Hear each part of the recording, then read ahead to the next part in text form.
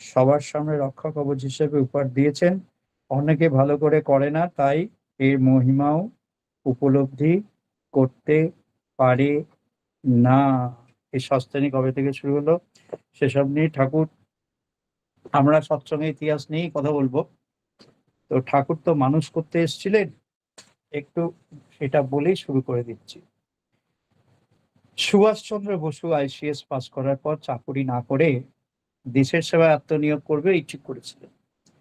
তারপরে সেই সিদ্ধান্ত নিয়ে ভারতে ফিরলেন যে তিনি দেশেরই সেবা করবেন। দেশে ফিরে কয়েকদিন পরে শ্রী ঠাকুরের সাথে সাক্ষাৎ করবার জন্য তার মামা ব্যারিস্টার জেম দত্তর সঙ্গে বাগবাজার কালীপ্রসাদ চক্রবর্তী স্ট্রিটে দুর্গা মাসিমার বাড়িতে ঠাকুর যান। জননী মনমোহনী দেবী, অনন্ত মহারাজ ও সুশীল চন্দ্র বসু দুর্গা মাসিমার বাড়িতে ছিলেন। তো ঠাকুরের সেদিন ইনফ্লুয়েঞ্জা হয়েছিল, তাই আর দেখা হয়ে ওঠেনি। দ্বিতীয়বার তিনি পাবনায় যান। সুশীলদা তাকে পুরো পাবনা সৎসঙ্গটা ঘুরে ঘুরে দেখান। ঠাকুর বললেন, এই সুভাষচন্দ্র নেতাজি বললেন, তার মা প্রভাবতী দেবী বলেছেন যে আমারটা দেখে যেতে, তাই দেখতে এলাম। দেখে বেশ ভালোই লাগলো, ঠাকুরকে বলছেন। এই সুশীলদা ওনাকে ঘুরিয়ে ঘুরিয়ে দেখিয়েছেন। ওনার সাথে সৎসঙ্গের ভাবধারা নিয়ে বিস্তৃত আলোচনা হলো। এ সম্বন্ধে আমার মতামত ওনাকে জানিয়েছে। ঠাকুর তাকে তার বাবা মা অন্যান্য সবার কুশল জিজ্ঞাসা করলেন। সুভাষচন্দ্র যথাযথ উত্তর দিলেন। তারপর ঠাকুরকে জিজ্ঞাসা করলেন, প্রভাবতী দেবী বললেন, তুই দেশ সেবা করবি, আগে ঠাকুরের থেকে একটু জিজ্ঞেস করে তা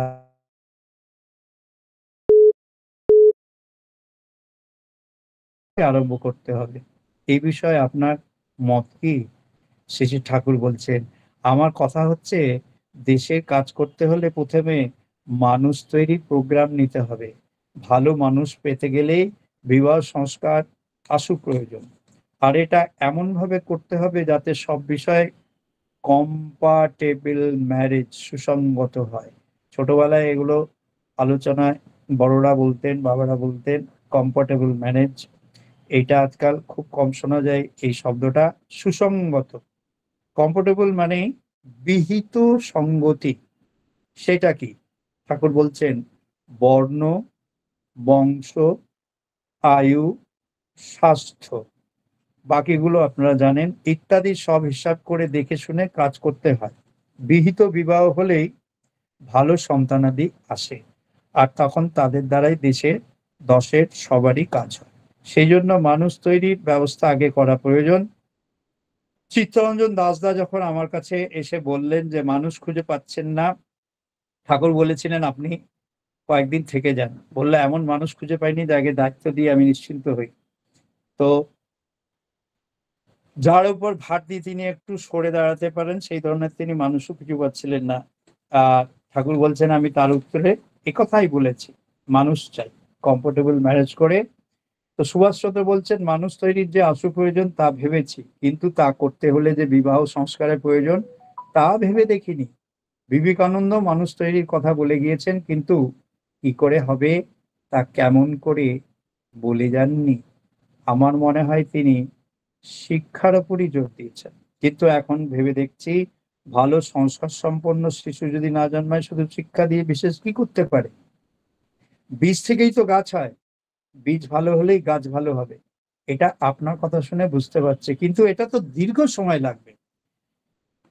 এটা চিত্তরঞ্জন দাসও ঠাকুরকে মাঝে মাঝে বলতেন, এতে তো দীর্ঘ সময় কমফোর্টেবল ম্যারেজ হবে, সুসন্তান জন্ম নেবে, 25 বছর 30 বছর পর সে দেশের ভার নেবে। তো ঠাকুর বললেন, দীর্ঘ সময় তো নেবে, আমরা তো এতদিন পর্যন্ত জাতির বা সমাজের জন্য কিছুই করিনি। বহু গলদ জমে গেছে, তা সাফ করতে সময় নেবে বই কি।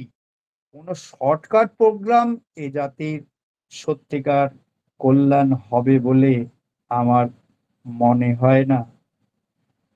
আরো নানা কথা হওয়ার পরে ঠাকুরকে প্রণাম করে সুভাষচন্দ্র চলে গেলেন। আর সুভাষচন্দ্র, প্রভাবতী দেবী কলকাতায় থাকতেন। ঠাকুরের নির্দেশে সুশীলদা সেখানে গিয়ে উঠতেন, করতেন।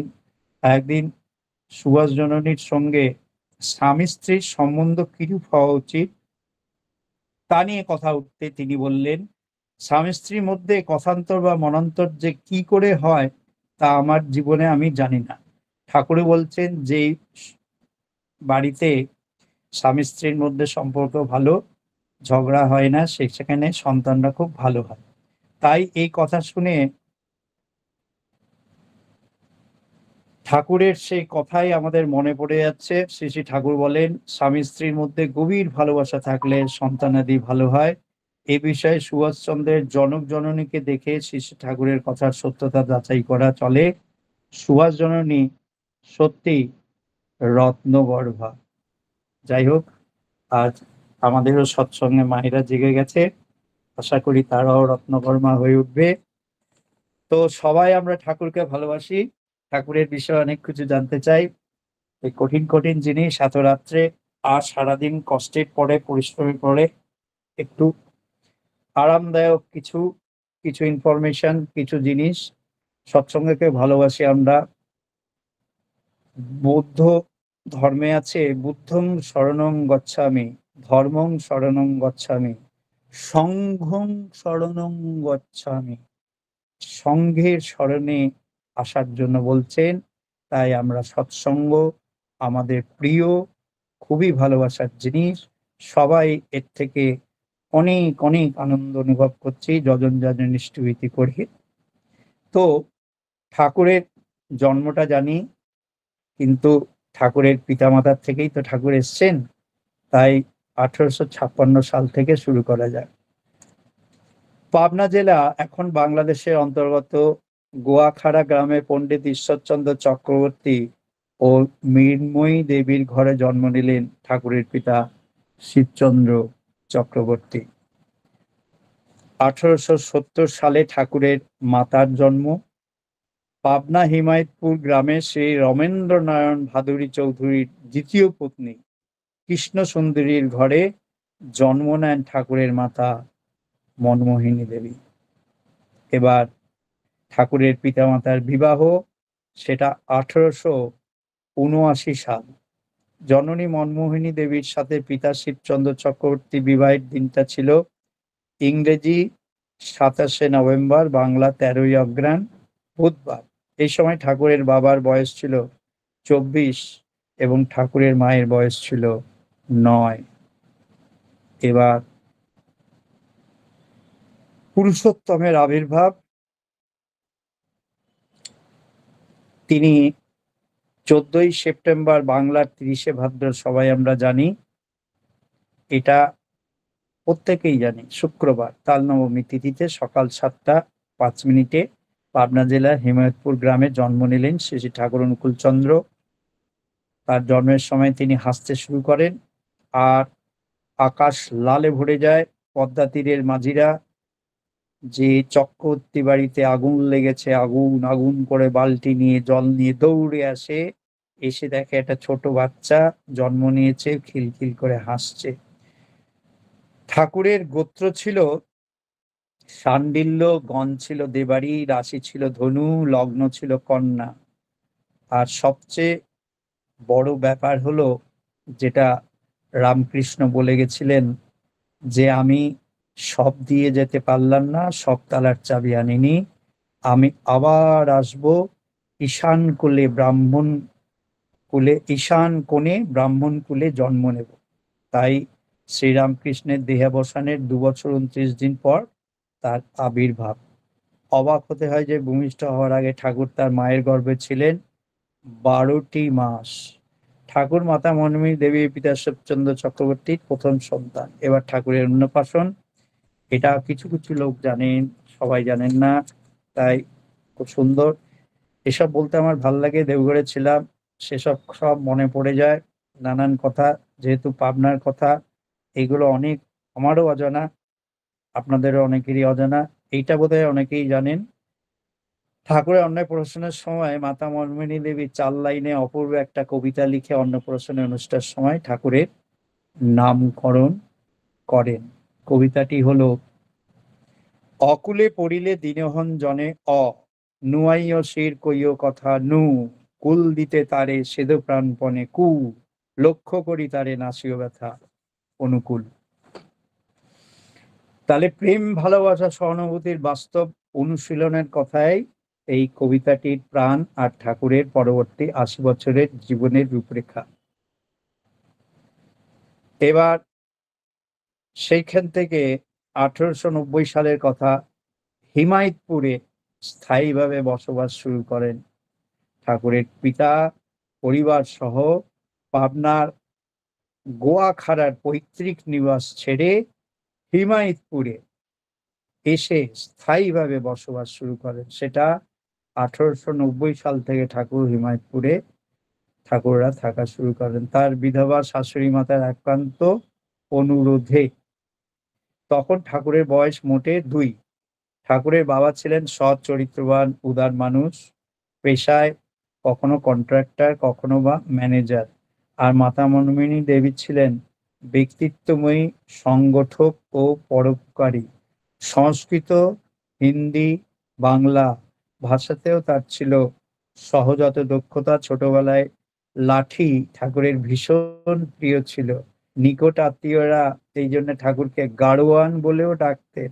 এছাড়া আরো ডাকনাম ছিল রাজা ভাই, প্রভু। ঠাকুরের মাতৃভক্তি এবং সর্বজীবের প্রেমের কথা ছোটবেলা থেকেই ছিল। প্রেমের প্রকাশ ছোটবেলা থেকেই ছিল প্রগাঢ়। এটা আমরা অনেকেই জানি, নানান ঘটনা ঠাকুরের, সেই ঘটনায় যাচ্ছি না, সবাই জানেন। ঠাকুরের হাতে খড়িয়া ১৯৯৩ সালে ৯৪-এ ঠাকুরের প্রথম স্ত্রী বড়মা, আমাদের শ্রী শ্রী বড়মার জন্ম। পাবনা ইনস্টিটিউশনের শিক্ষক শ্রী রামগোপাল ভট্টাচার্যের কন্যা ষোড়শীবালা দেবীর জন্ম হয়েছিল ২৯শে জুলাই ১৪ই শ্রাবণ রবিবারে। তার ডাক নাম ফটকি। ১৮৯৮ সাল ঠাকুরের পাবনা ইনস্টিটিউশন স্কুলে ঠাকুর ভর্তি হলেন। আর ঠাকুরের উপনয়ন হলো, তখন ঠাকুরের বয়স ১১ বছর। সালটা হলো ১৮৯৯। তারপর ঠাকুর কাশী এলাহাবাদ ভ্রমণে বেরোন, সেটা ১৯০২ সাল। ঠাকুর প্রথম নাটক রচনা করেন, সেটা হলো ১৯০৫ সাল।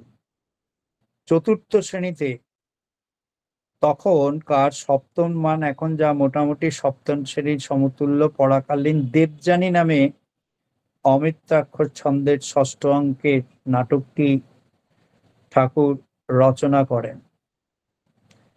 এটা দেওঘরে পাওয়া যায় পাবলিকেশনে, অনেকে কিনেছেন, আমার কাছেও আছে ছাত্রাবস্থাতেই। এরপরেও তিনি আরো একটু নাটক সহ বহু কবিতা ও গান লিখেছিলেন। ঠাকুরের গানেরও বই পাওয়া যাবে ওখানে, কালেকশন করতে পারেন আপনারা। এবার হলো ঠাকুরের বিবাহ, সেটা ১৯০৬ সাল। পাবনা স্টেশনে পড়াকালীন ১৮ বছর বয়সে ষোড়শীবালা দেবী, তখন তার বয়স মোটামুটি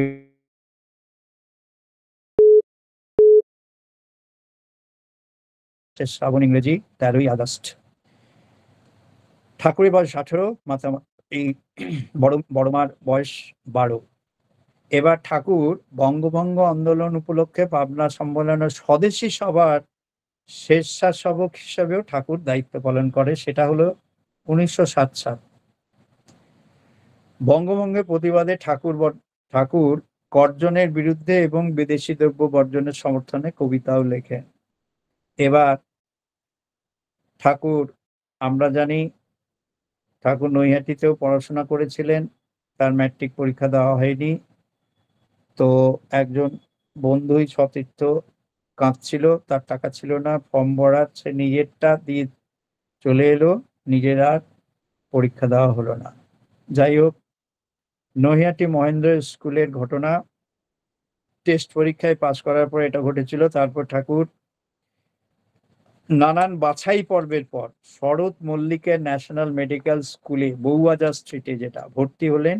প্রথম দিকে নৈহাটি থেকে ট্রেনে ডেলি প্যাসেঞ্জারে করলেও পরে কলকাতার গে স্ট্রিটের এক কয়লার গুদামে তার থাকার ব্যবস্থা হয়। এই সময় নিদারুণ আর্থিক অনটনে তার দিন কাটে। সারা শিয়ালদা স্টেশনে ঠাকুর খবর কাগজ পেতে কাটিয়েছেন। আর বহুদিন এমনি অনাহারে কেটেছিল ঠাকুরের, খুবই কষ্ট করেছেন। ওই সময় তিনি হোমিওপ্যাথি চর্চাও করতেন। আশেপাশের দুস্থ কয়লার গুদামের শ্রমিকদের চিকিৎসা করে তিনি তাদের প্রাণের মানুষ হয়ে উঠেছিলেন। আমরা এমনি এমনি তাকে পরম প্রেমময় বলি না, তার ছোটবেলা থেকেই এইরকম অভ্যাস ছিল। ডাক্তারি পড়াকালীন গেট স্ট্রিট থেকে বউবাজার মেডিকেল স্কুল এবং সেখান থেকে মানিকতলা, মুরারিপুকুর, ডিসেকশন সবকটা এখানে প্র্যাকটিক্যাল করতে তাকে প্রায় 10 থেকে 12 মাইল হাঁটতে হতো, যেগুলো এখনকার ছেলেদের জন্য একটা স্বপ্নের ব্যাপার। অবশেষে ডাক্তারি ফাইনাল পরীক্ষার সব বিষয়ে সসম্মানে উত্তীর্ণ হলেও ধাত্রীবিদ্যার ওরাল মৌখিক পরীক্ষায় মাস্টারমশাইয়ের ব্যক্তিগত রোষে তার আর পাশ করা হলো না। সরকারিভাবে তার লেখাপড়াও শেষ হলো এভাবেই। তখন তার বয়স প্রায় 22। এবার ডাক্তারি শুরু করলেন পাবনায় এসে 1910-11 কথা। যাকেই ওষুধ দেন সে ভালো হয়ে যায়।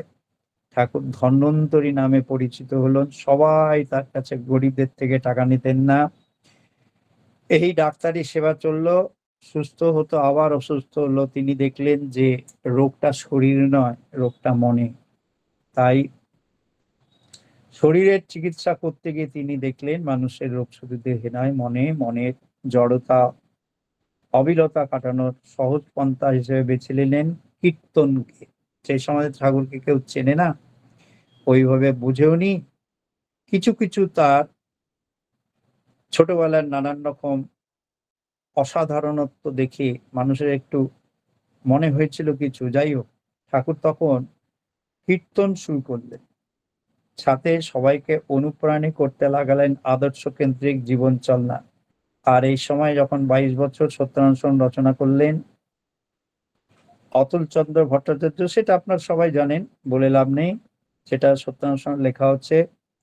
আর সে চলে যাচ্ছিল, লিখেছিলেন জীবন, যে খসড়া ঠাকুর নিজে লিখেছিলেন তাকে কেন্দ্র করেই পরবর্তীকালে সত্যানুসরণ প্রকাশিত হয়েছিল, এটা সবাই জানেন।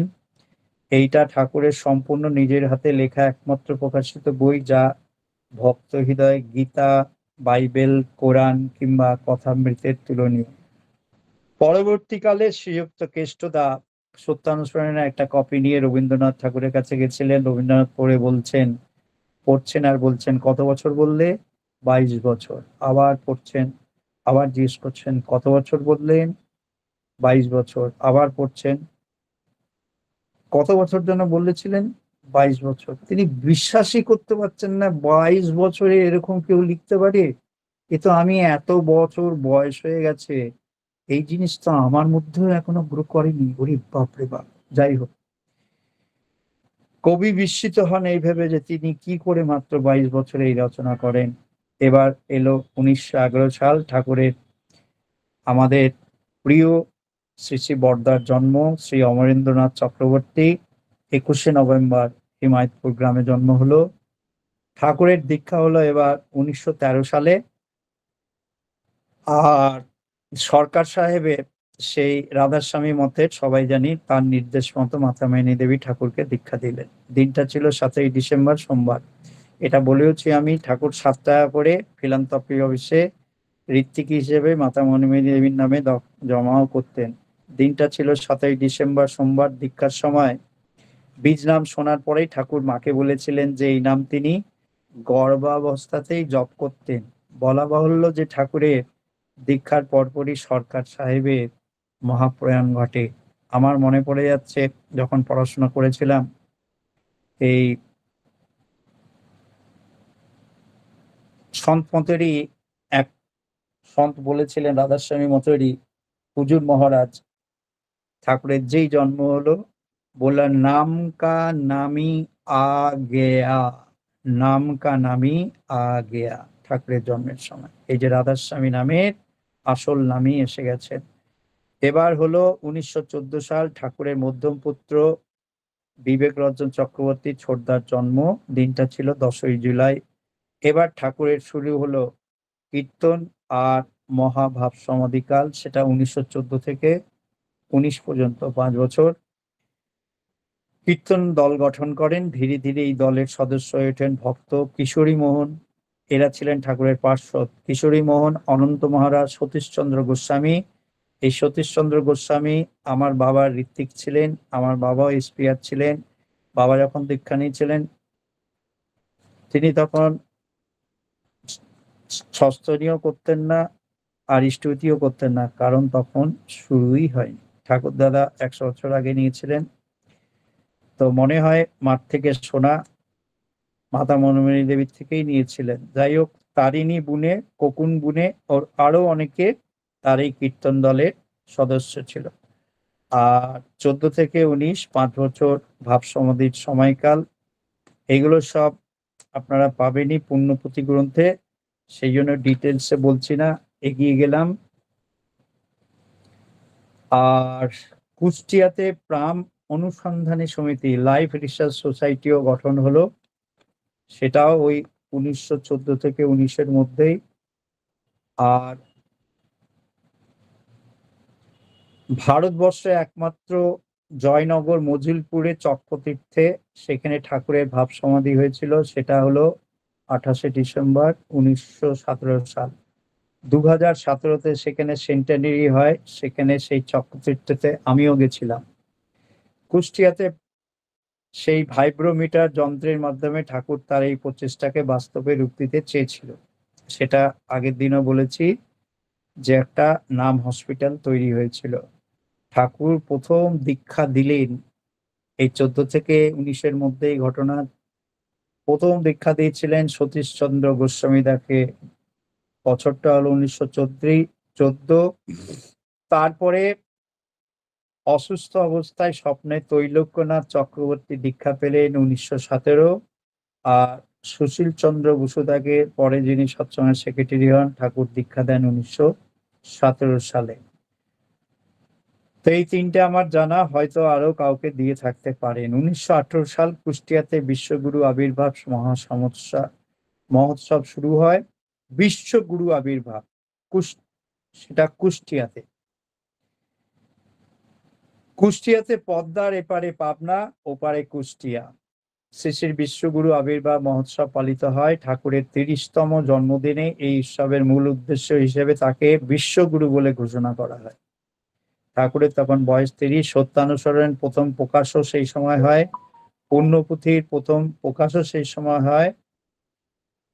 আর এবার 1919 সাল ঠাকুরের ইচ্ছায় ভক্ত নফর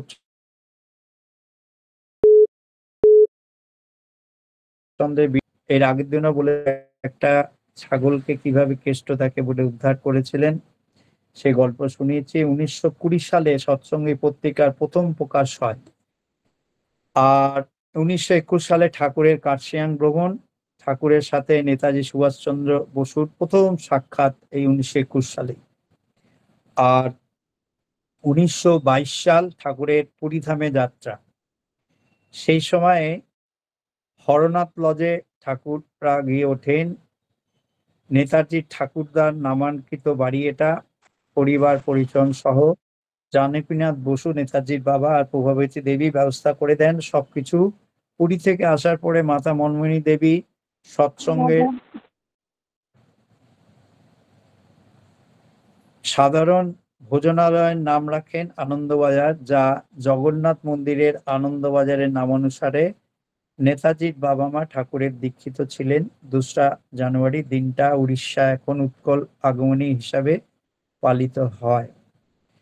পদ্মা তীরে ভাঙন রোধ এখনো আছে, সেটা গিয়ে দেখতে পারবেন।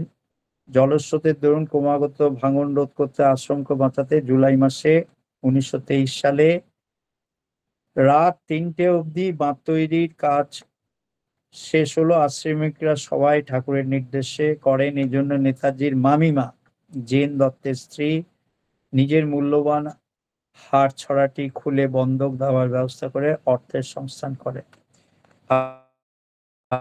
আর এই বছরে তপোবন বিদ্যালয় প্রতিষ্ঠা হয়। মনমোহন থিয়েটার দল গিরিশ ঘোষের পুত্র দানি গিরিশ ঘোষকে মাদকাসক্ত থেকে পরিত্রাণ করেছিলেন রামকৃষ্ণ, এবং পাবনা সৎসঙ্গ আশ্রমে এসে তপোবন বিদ্যালয়ের সচার্যের চ্যারিটি শো করে যান তিনি। কৃষ্ণপ্রসন্ন ভট্টাচার্য, কেষ্টদা, বঙ্কিমদা, ব্রজগোপাল দত্ত রায়, যিনি শ্রী শ্রী ঠাকুর অনুকূল চন্দ্রের 3টে ভলুমে ঠাকুরের ওপর লিখেছেন, সেটা একটা সৎসঙ্গের সম্পদ। এই 3জনের আশ্রমে স্থায়ীভাবে থাকা শুরু হয়। 1924 সাল দেশবন্ধু চিত্তরঞ্জন দাসের দীক্ষা হলো, সেটা কলকাতায় মাতা মনমণি দেবীর কাছে। পাবনা সৎসঙ্গে বায়ুচালিত বিদ্যুৎ উৎপাদন যন্ত্র উদ্ভাবন হলো। আর হেমকবিরও দীক্ষা হলো। হেমকবিকে নিয়ে গল্প আছে, সময় লাগবে, সময় কম আমার কাছে। হিমায়তপুর আশ্রমে তৈল সৎসঙ্গ কেমিক্যাল ওয়ার্কস 1924 সালে এখানে প্রথম প্রিভেন্টিনা আবিষ্কার হয়েছিল। ঠাকুরের মানে ঠাকুরই দিয়েছিলেন ফর্মুলাটা সুশীলচন্দ্র বসুদার বোনের অসুখের সময়। নানান ওষুধ তৈরি হয়েছে হাজারে হাজারে।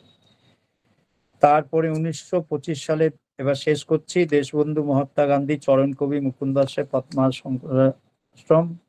আর এই বছরে এই দেশবন্ধুর মৃত্যু হয় 1925 সাল। আর পাবনা সৎসঙ্গ সরকারি রেজিস্ট্রিকৃত হলো, রেজিস্টার হলো আর কি। যাই হোক, 25 অব্দি বললাম। আরো অনেক অনেক ঠাকুরের মহাপ্রয়াণ অব্দি অনেক ইতিহাস আছে সৎসঙ্গের সঙ্গে জড়িয়ে, অনেক কিছু জানার, অনেক কিছু বলার। পরে যখন ভবিষ্যতে পাবো, কাল থেকে আমার ডিপি ওয়ার্ক শুরু হচ্ছে। সবাই ভালো থাকবেন, সবাইকে অনুরোধ করছি। ডিপি ওয়ার্ক এই একটা দুর্দান্ত, এই যুগের এই মুহূর্তের সর্বশ্রেষ্ঠ আশীর্বাদ। ঠাকুর যে আচার্য পরম্পরা রেখে গেছেন, সেই আচার্যদেব দিয়েছেন। এটা আমাদের জীবনের একটা অমূল্য সম্পদ। সবাই ভালো থাকবেন। জয় গুরু, বন্দে পুরুষোত্তম। জয় গুরু দাদা। বলছি যে ইষ্টভৃতি আর স্বস্তায়নী কোন ইয়ারে স্টার্ট হয়, একটু যদি বলেন। আমি 25 অব্দি বললাম, তো আবার বলবো। আগে সস্তায়নী শুরু হয়েছিল 38 সালে আর 39 সালে। ঠাকুর 25 সাল থেকেই বলে যেতেন ইষ্টভৃতির কথা, কিন্তু ফাইনালি স্বস্তায়নীটা হচ্ছে 1937 আর ইষ্টভৃতিটা হচ্ছে 1938। হ্যাঁ হ্যাঁ, আমি 1 বছর এগিয়ে দিয়েছি। আমি 1 বছর এগিয়ে দিয়েছি হয়তো। তো আমি একটু দেখে বলছি, দাঁড়ান, আমার কাছে কালেকশন রয়েছে। ইষ্টভীতি 1938, হ্যাঁ 37-এ সস্তায়নী, একদম ঠিক বলেছেন। যাই হোক, 1939 সালটা এই জন্য আমার খুবই, এই বছরে অনেক কিছু ঘটনা ঘটে গেছে, সেটা একদিন বলবো। দুর্দান্ত সব কথা ঠাকুর বলেছেন, একটা ইতিহাস তৈরি হয়ে যাবে সেটা শুনলে। যাই হোক, 37-এই সস্তায়নী, 38-এই কিন্তু ইষ্টভীতি। ঠাকুর কিন্তু 1925 সাল থেকেই এটা সবাইকে আস্তে আস্তে বলতেন। হঠাৎ করে কিছু করলে তো হয় না, সেই জন্য ধীরে ধীরে সস্তায়নী করে দেখলেন মানুষ সেটাকে নিতে পারছে কি না। যেই দেখলেন নিতে পারছে, তারপরে পরের বছর ইষ্টভীতি শুরু করলেন। সবাই ভালো থাকবেন। জয় গুরু। জয় গুরু দাদা, জয় গুরু। খুব সুন্দর আমরা আলোচনা শুনলাম, অনেক অজানা তথ্য সংগ্রহ করলাম। সস্তায়নী কেমন করে করতে হয় এবং কিভাবে করতে হয় তা খুব সুন্দর করে প্রথমে আলোচনা করলেন। তারপরে ঠাকুরের সান্নিধ্যে যারা এসেছিলেন, সুভাষচন্দ্র বসু, চিত্তরঞ্জন দাস দাদা, তাদের কথাও বললেন এবং শ্রী শ্রী ঠাকুর যে বিবাহ সংস্কারের উপরে জোর দিয়েছেন তার কথা সুন্দর করে আলোচনা করলেন। আর তার রামকৃষ্ণের জন্মের 2 বছর 29 দিনের মাথায় শ্রী শ্রী ঠাকুরের জন্ম এবং 1905 সালে প্রথম দেবযানী নাটক প্রথম তিনি লেখেন। তার জীবনের অনেক বছরের ঘটনা আপনি বললেন এবং আমরা সব শুনে আমরা সমৃদ্ধ হলাম। পরমপিতা রাঙানাথের চরণে আপনার এবং আপনার পরিবার পারিপার্শ্বিকের সবার সুদীর্ঘ নিরবিষ্ট জীবন প্রার্থনা করি। জয় গুরু দাদা।